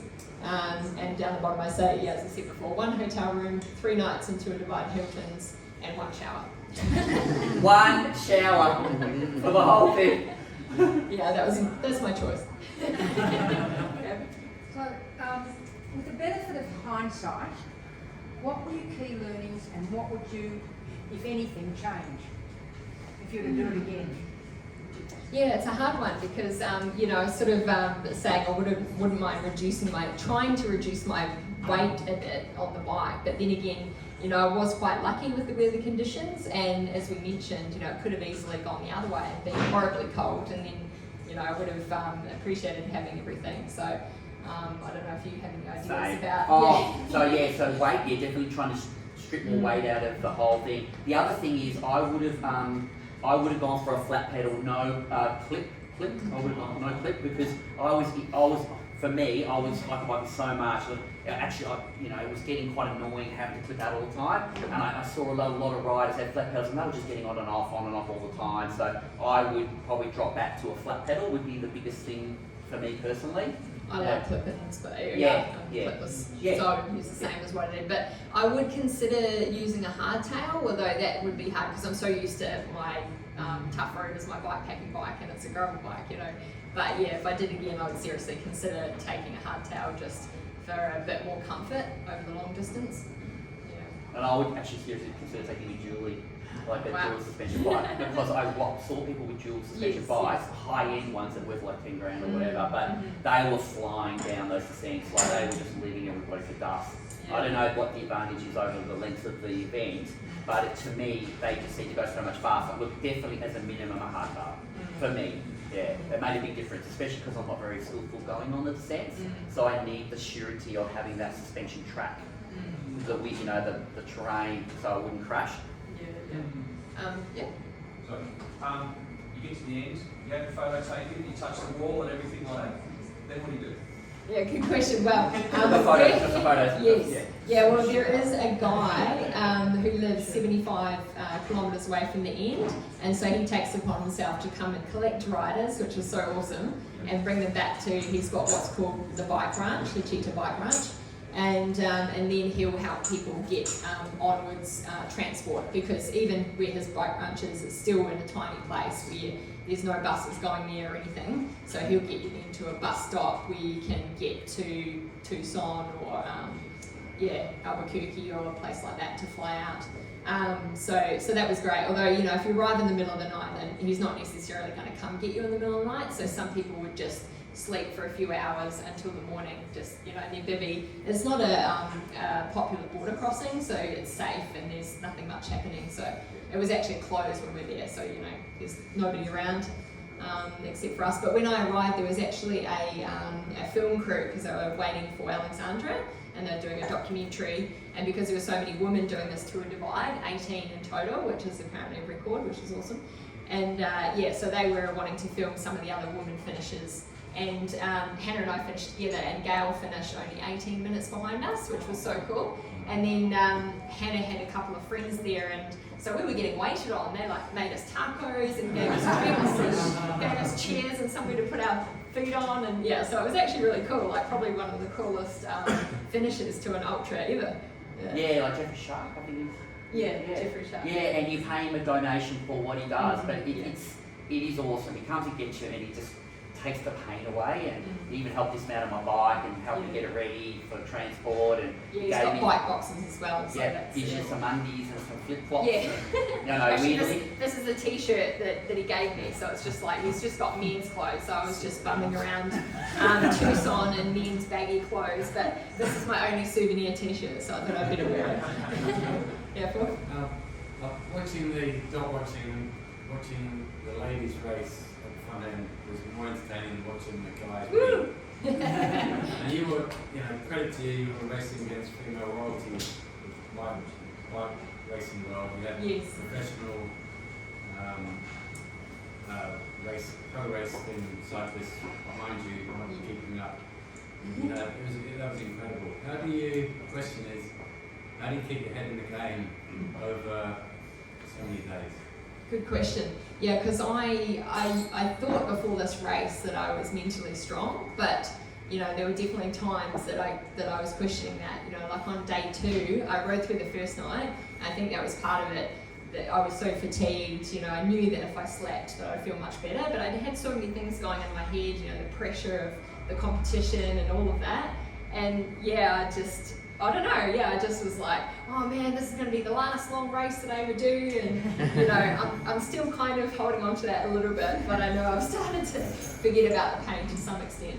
But it is very tough, and I had another time as well when I went through a rough patch. But by then I'd realised I found the 2 key factors were managing sleep and managing food.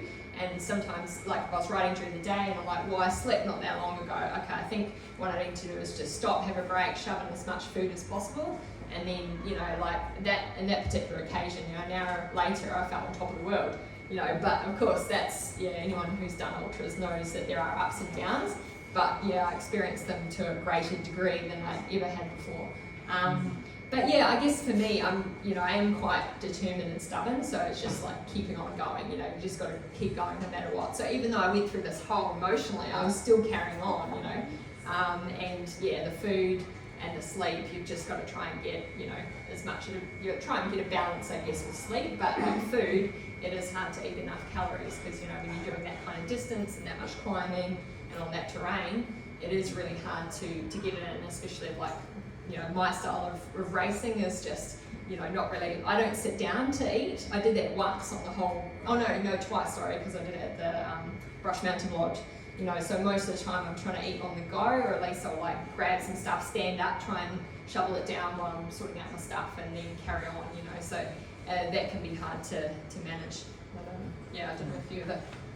Yeah. I mean, just a short summary is at the beginning I was doing quite well. I was on about a 21-day schedule because obviously, I'm not at Sacha's level or anything, and I'm just happy to finish. But I actually got picked up either COVID or a flu or a very serious chest infection, and I probably should have scratched. Had I been in Australia, I probably would have scratched and gone home. But I had that seriously for 7 days. Now, like I said, I was riding to a 21-day schedule, and I was dropped back to a 30-day schedule. I was not even on the broom. And then I had to make a decision, what am I doing? I have to spend that time trying to recover. I stayed in motels, I got had showers and a warm bed, and I just tried to look after myself as best I could. And I even cried a few times at how sick I felt, and I just thought, I've got to keep pushing through. And luckily, after about 7 days, I started coming good again, and I just started picking up the pace, and then I realised, like, hey, I can do this, and I kind of started getting ahead of the broom, and with a few tips that you give me, I thought, that's it, I'm going to push hard on the last few days, and I'm just going to go for broke. And I felt really, happy for myself that I could actually get to the finish and finish within the cut-off. And that to me was like essentially was like winning. Do you know what I mean? Just to get to the end. That's how I felt anyway. Yeah, and I think experience is a big part of it as well. Because once you've done a lot of these things, even if you haven't done once so long, I know that I can do it. You just have to just push through those tough times and just keep going, no matter what. And it's just part of my personality as well. I never want to not finish something, not complete something. So I'm getting there no matter what, you have to carry me out on a stretcher otherwise. Yeah, and that's my view as well. I've never scratched before, and I was determined, even if I did slip behind the broom and I had to take longer, I was prepared to take up to 33 days, and because of my flights and things. So I was lucky that in the end I didn't have as much on the line as Sacha did, trying to be so successful at the front, because Sacha was coming second at one stage, which is freaking incredible when you think about it. She was only just behind Low Wilcox, so that's just like such a massive achievement, Sacha. I mean, we can all just be so proud.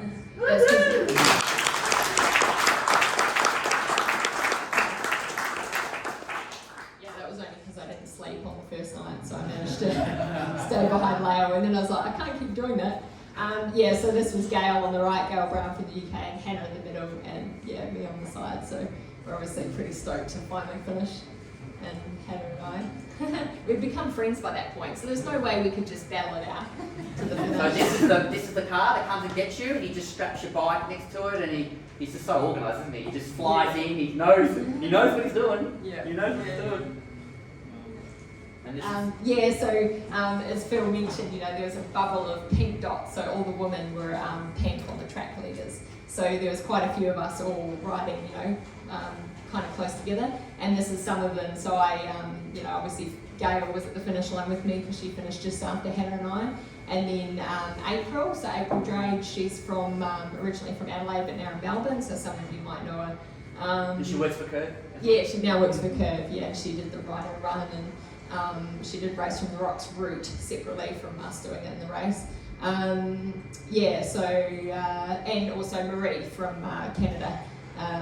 So this was just some of the riders, and there was a lot of guys as well. And this was at the bike ranch, so Jeffrey Sharp's house. Yeah, it was his house.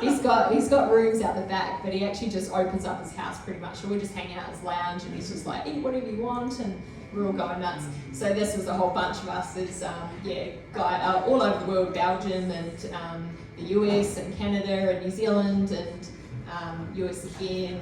I can't remember, was he from Europe somewhere? Yeah, so a whole bunch of us. So most of us wearing the t-shirts that Jeffrey provided us with.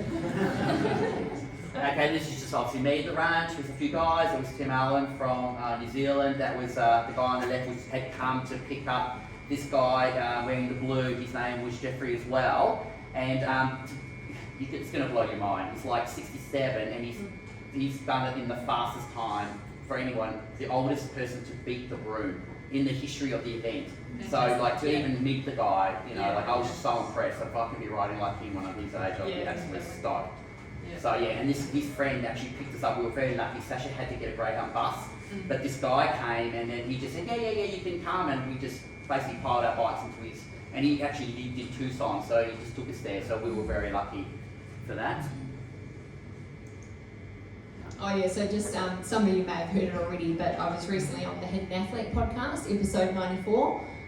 So yeah, you can get it all the usual places, Apple Podcasts, Spotify, but have a listen if you're interested to hear more about my story, about ultra endurance riding, and a bit about the Tour Divide and a few other things. Yep, sorry. One question. I was just going to say, your recovery regime, for the Tour Divide versus other ultra events, was it different, and what did you do? I stayed horizontal and ate as much as I could. Yeah, so I mean, it helped that I had a whole lot of spare time, so I had 9 days before I was flying out, and I didn't have a flexible flight like Damian because I was trying to save money, and then I spent a bit more on accommodation than I thought I would have to. So yeah, I had all that. I spent 3 nights in the bike ranch, then I went to Tucson, and yeah, I was just basically staying inside and air conditioning out of the heat because it was like 44 degrees. Just every day in Tucson. Every day Tucson was incredible, so hot. Yeah, so I was just eating a lot. There was a all-you-can-eat buffet just down the road. Perfect for after a race.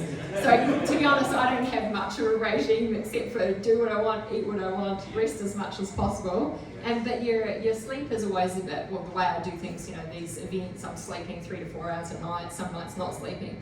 So you finish and you can't just go back to sleeping normally. So the first couple of nights, I'll just sleep off and on, and then, finally after a few days, I'll start sleeping, longer nights. And for a full 5 days after I started, so yeah, that was probably like up to a week after I finished, I was sleeping for, 10, 11 hours a night, plus a nap during the day as well.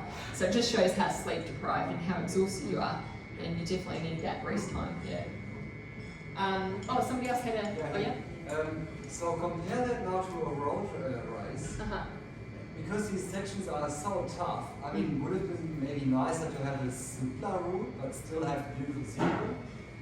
Yeah, I'm sure there's plenty of, Damien's done the Trans Am that went, across the USA rather than down, Yeah, but I'm correct. sure there's plenty of beautiful road routes. But I do love off-road, it's, you're just away from people. I mean, I was surprised how remote it was, like how few people you had actually come across. It was mainly other riders. And some places you'd come across campers, and then obviously you're going through towns regularly, so you'd see a lot of people in towns. But other than that, it was pretty remote. So, but yeah, it is quite different. It's a lot probably harder on the body. But in any ultra endurance race is going to be tough anyway. If you're not sleeping much and everything, you still need a lot of recovery time after the road at ultra endurance races. Yeah. Sacha, how many hours do you think you sleep? How many hours sleep? In total? Yeah. I didn't actually work it out, and I wish I had have, because I started off, I didn't sleep the first night, the second night I slept 3 hours, and then, I was sort of had that mental dark patch, so I was like, no, I need to sleep more, so I increased my sleep to 4 hours, but it still varied a little bit. So when I got the punctured trouble, I only slept 2.5 hours that night, because I lost so much time, and then there was another night where I had to sleep 5.5 hours to wait for a shop to open because it was a long stretch. I didn't bring enough food. I thought I would have more places I'd be able to buy food, and I actually started getting low. So I was like, no, I can't go any further. I've just got to wait until that shop opens. But it was actually really nice to sleep for 5.5 hours. That was my longest sleep. And then the night after that, I didn't sleep at all because I was like, oh, well, I got 5.5 hours last night, so that's plenty for a few nights, But also because I wanted to do that was a road stretch between Cuba and France. And I wanted to do that at night because I knew it would be hot by that point, and a lot of people were complaining about the headwind. So I thought, night's going to be hopefully less windy, it's going to be cooler. So, so it did very well. And then the last night I only got 2 hours. So, I should work it out. But average, I guess, 3-ish hours a night. I think on track leaders, there's, I'm not that keen on track leaders, but there's stop time. So the run rest. Yeah, you might be able to go back and actually see your stopped times. Yeah, true. I guess, because you always got to factor in, if I'm sleeping for 3 hours, probably my stop time is going to be 4 hours, even if I'm just pulling up and being somewhere. You know, I'd allow, because I had to try and start getting some proper food in before I slept, because initially I wasn't trying hard enough, and I think that was part of the problem. And yeah, just wasn't getting enough calories. So I'd try and carry some real food, like a half a Subway or something, and shut that down before I'd eat. So I'd have about half an hour before I actually slept. And then I would have thought I could pack up in half an hour, but when I woke up, I'd be so fatigued, I'd be so slow, you know. So anyway, yeah, I'd be, it would take a bit of extra time. So that stoppage time isn't necessarily going to show you the actual sleep time. Yeah. Somebody else have a question? Oh yeah. How much of your motivation came from like wanting to finish it in the quickest time, as opposed to that white line fever? I want to be, you know, whoever else is in the race? It chops and changes depending on how tired I am. Like, you definitely go through times where I get so fatigued that I just like, I don't care about the race anymore. Whoever, you know, I don't care if somebody passes me. Like, you just, yeah, when I get to those points where I just can't stay awake, that's the time where I just stop caring about everything, bears included, and just sleep, because yeah, it's just like you can't do anything, you know, you just got to sleep. Yeah, so it did change a lot, I think. Depending, yeah, I guess like depending on how you're feeling mentally and yeah, how tired you are. Yeah. Yeah. Oh, yeah. So as I mentioned before, I was doing this Tour Divide as a fundraiser for Free the Bears, which is a local Perth charity. So we have sanctuaries in Cambodia, Laos and Vietnam, and rescue bears from the cruel wild trade, so keeping bears in cages. But anyway, I was doing my ride with the bear hat and fundraising along the way. And yeah, so I'm very happy to say that I raised 10,927 Australian dollars. So a big thank you to everybody who supported me. Yeah, so stoked. I was yeah, very overwhelmed by all the support that I got. So thanks everyone for that. I am $73 shy of 11,000. So if anybody would like to contribute, I do have a couple of flyers and I've got the QR code. So just let me know if you're interested in throwing in a few dollars. Yeah. Thanks everyone for coming and listening to our story. We really appreciate it. And if you want to follow our adventures, I've got a few things I want to do next year. Maybe the Atlas Mountain Race in Morocco, and definitely the Transcontinental is kind of on my horizon at the moment. But you can follow us on both Instagram and Strava. And I think I might do a tour next year instead of a race. So thank you everyone. Thanks everybody.